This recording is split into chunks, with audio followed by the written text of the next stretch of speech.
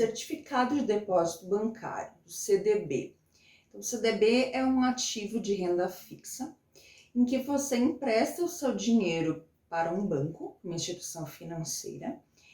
Essa instituição financeira vai utilizar o seu dinheiro para emprestar para outras pessoas, para empresas, para projetos.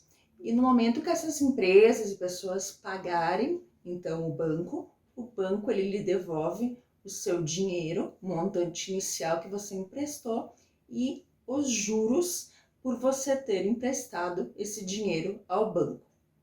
E ao contrário da poupança, em que você empresta o seu dinheiro para o banco, mas o banco tem que colocar pelo menos 65% do dinheiro da poupança para crédito imobiliário, ou seja, para emprestar para pessoas que vão tentar obter uma casa própria. O CDB, ele não tem uma regra dizendo que determinado percentual tem que ser investido em algo. Então, o dinheiro que você empresta para o banco, quando você compra um CDB, é um dinheiro que o banco que vai definir o que vai ser feito com esse dinheiro.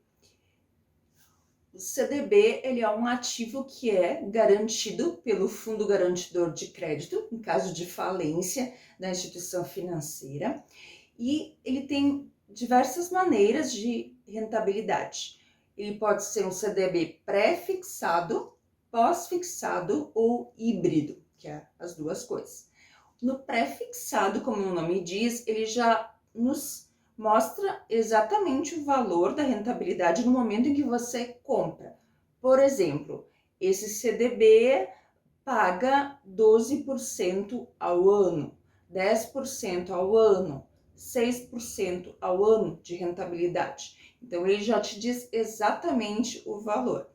Já um CDB pós-fixado, ele não me diz o valor exato, ele só me diz que vai ser um percentual de algum índice, que normalmente é o CDI ou taxa DI.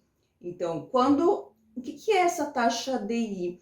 Em geral, quando um banco empresta dinheiro para outro banco, numa overnight, ou seja, por um período de uma noite, um banco ele recebe juros por ter emprestado para o outro. Então, isso é a taxa DI, que é a taxa de empréstimo de dinheiro entre os bancos.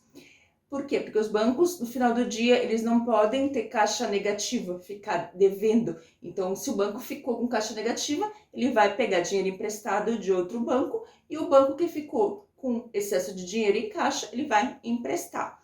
E esses empréstimos são chamados de DI. Então, normalmente, os CDBs pós-fixados, eles vão te dizer, esse CDB, ele rende 90% do CDI, ele rende 110% do CDI, 120% do CDI e assim por diante. Então, dependendo da taxa DI ou do CDI daquele ano, você vai ter a rentabilidade.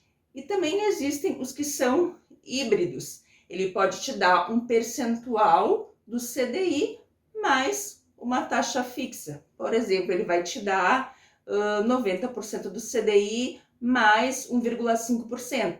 Isso seria híbrido.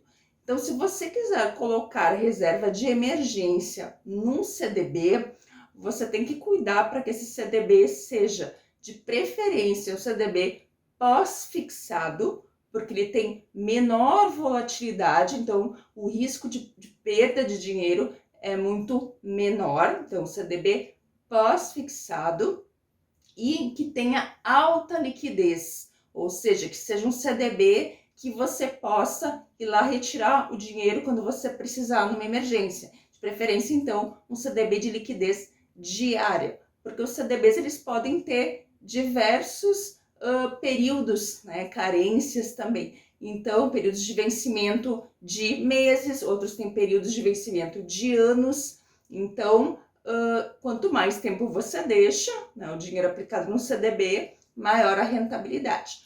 Mas para a reserva de emergência, a gente precisa de um CDB que tenha liquidez diária.